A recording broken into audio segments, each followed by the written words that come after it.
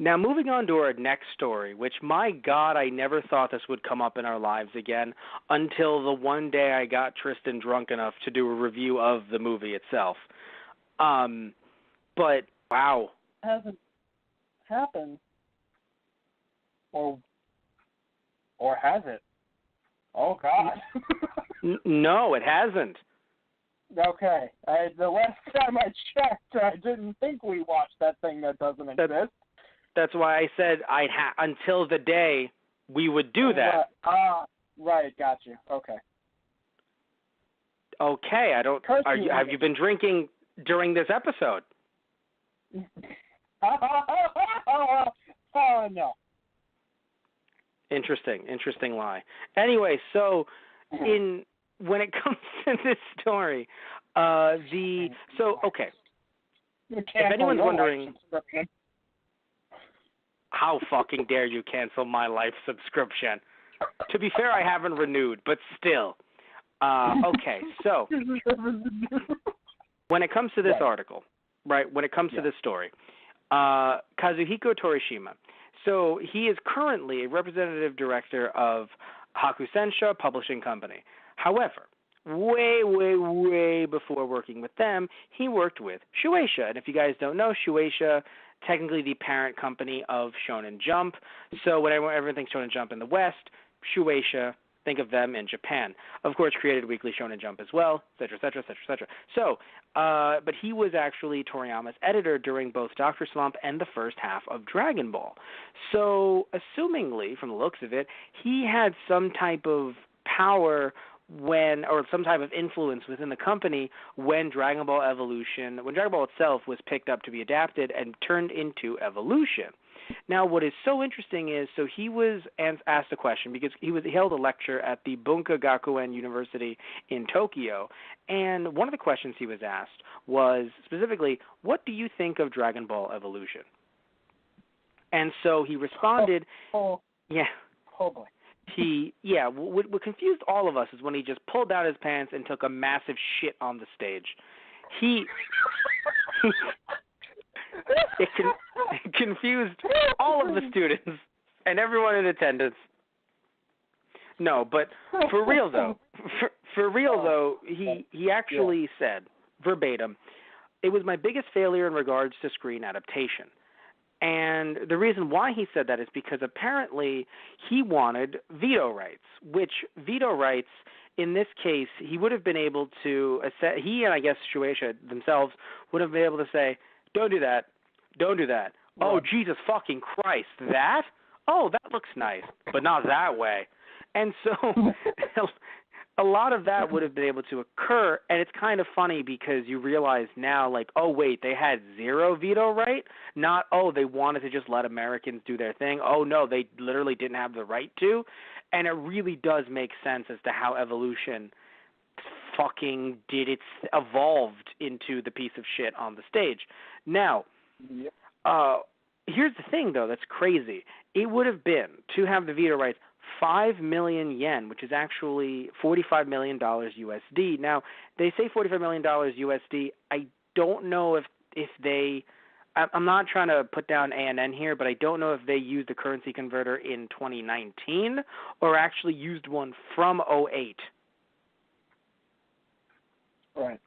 Do you know what I mean? Because like the money, I don't know how much money is how much the currency has fluctuated from the strength of the dollar from 2008, 2009 to 2019, but just putting that out there. Anyway, so 5 billion yen, still a lot of yen. 45 million, still a lot. And apparently Torishima said that this figure would have been also Torishima may have said it directly, so in other words, this could be from his mouth, for 45 million at the time or 5 billion at the time. And he said that it would have been 60 to 70% of Shueisha's yearly profit at the time. So they were not prepared to pay that sum, understandably so. And then he said, this is a quote, "Knowing what I know of Hollywood, I would have said, pay the 5 billion. In exchange, I want the distribution rights in Asia. I'll make sure you get a return on that money." Right. I would have negotiated and gotten the veto rights. So I think in his head he's basically saying, or not in his head, literally out loud, he's saying, hey, in my head, the way it would have worked is, we would have gotten the Asia rights. but still, we're paying you that much money, so that's a lot of money. You probably don't know much about this. You don't think it's actually going to do well, so I'm going to get the rights in Asia, and not only is it going to do well here because that's Dragon Ball, baby, but it's also going to be good. And and obviously if he gets the Asia rights, that still doesn't mean that no money is going back to Hollywood. In this case, Fox. So of course Fox would get some of that somewhere. So in other words, it's like, hey Shueisha, let me do this. I'm going to get you a lot of money. Hey Fox, let me do this. I'm going to get you a lot of money. And maybe it would have worked.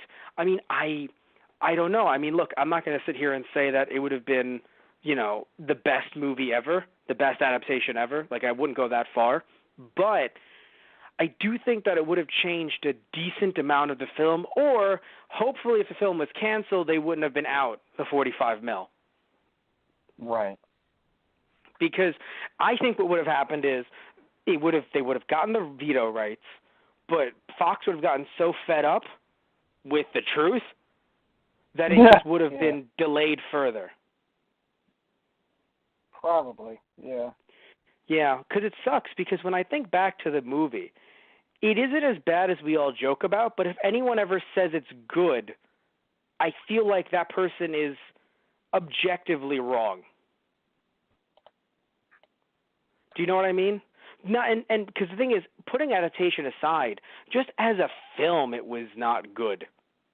You could be entertained by it, but as a film, it was just not good.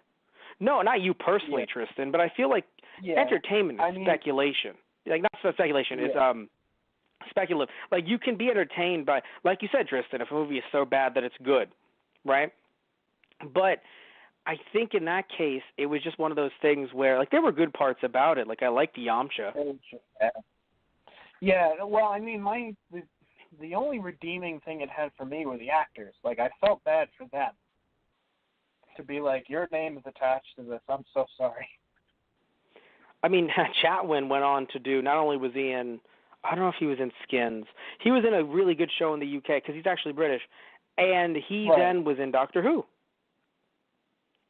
Right, yeah. So that's good. He played a superhero. And he was good. Right, yes, right. Yeah. So he's not bad at both a U.S. accent or at being likable. It was just that movie. Heck, James, I think I said the wrong name before when referring to one of the actors in Sonic, but James Marsden, who was, I believe, Spike on Buffy, he played Piccolo, and now he is the voice of, he seemingly is the voice of, I don't believe it's been confirmed, I think there's just whispers, because technically it's not in union. He's the voice of Zamasu. Huh. Yeah, but it's whispered because it's not in union, because it's in Texas Funimation. So I think he's officially listed on the dub of Fighter Z, because I believe that's union perhaps, but he's not listed as the character on Super, even though it's clearly him. Right. But shush, you know? So it's, because it's clearly him, but if you're not union, you can't do that shit. You can't do shit out of union. Yeah. It's no bueno. Unless you have one of those dual, there are some people that like have dual contracts or something like that, where like they have to pay taxes to both, but like they have some type of agreement that where it works out. I think Stephen Blum is dual, where he can do union stuff and non-union. Right. Anyway, so that's why Stephen Blum was in, not only he's in a bunch of video games now in LA, he was also in, the Han Solo movie. Yes.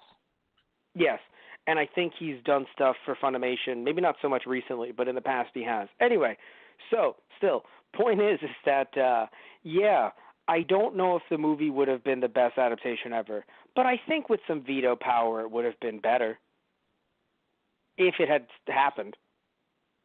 I mean, you can only go up from rock bottom, right? I don't think it was rock bottom, but man, was it bad.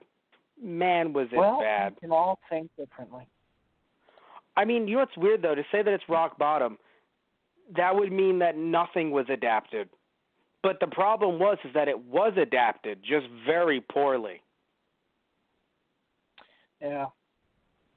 How is it better? I'm sorry, not better. I'm sorry, wrong phrasing. How is it worse than the Super Mario Brothers movie? All right, let's not. Oh, oof. Oh, okay, Matt. Oh, let's not. The floor is yours, Walter. You've done this so many times. Oh, shit, have I? I'm sorry. I thought this was new. I'm sorry. What do you mean? I forgot that I've done this before. I've known you for 11 years, dude.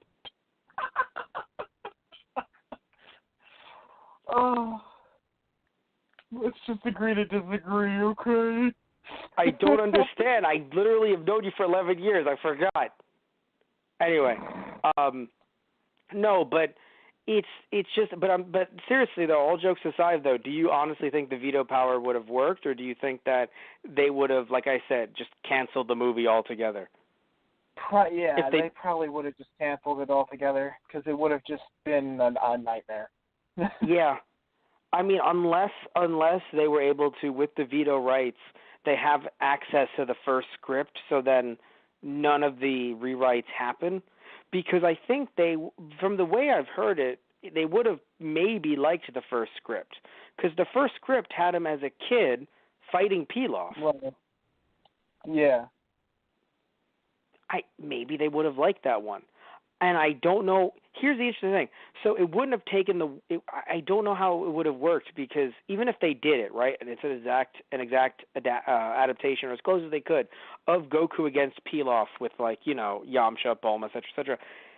I mean, do you think the U.S. fan base would have cheered and loved it? Because you and I would have liked it because of our familiarity with Dragon Ball.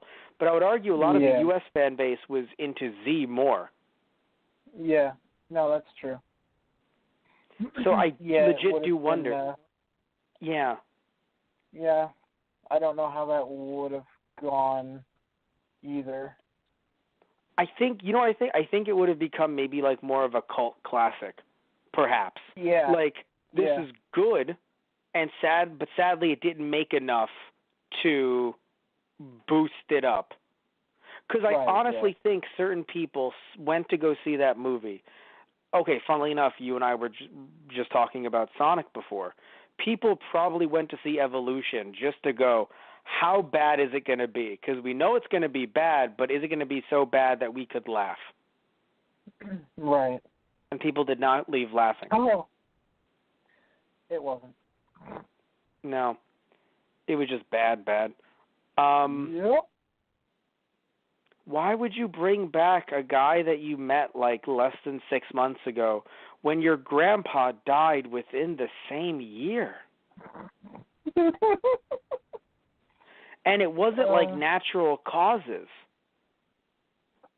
Right. The house fell on him and killed him. Right? I mean, I mean, he, because of Piccolo. Yeah. I don't fucking remember. No, because Piccolo was there because... I blocked that the fuck out of my mind. Yeah. Goku slid on the car. That was fun.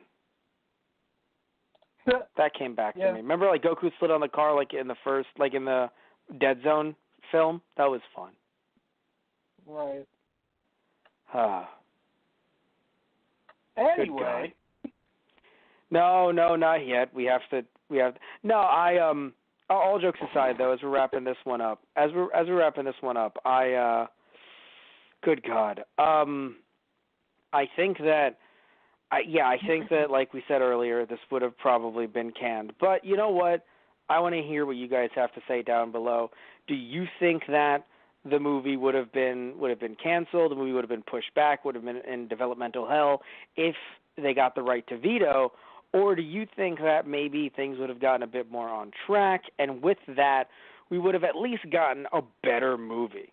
Also, if you like the movie, I know we've been joking about it, but I want to hear what you like about it down below, because, again, Tristan and I definitely can point out some actors that we liked and maybe even, like, a funny line even though I can't remember any off the top of my head, or how cool the setting did look. Like the neo-futuristic setting was cool. Yeah. It just wasn't Dragon Ball. Yeah. So, but again, tell us what you think down in the comment section down below.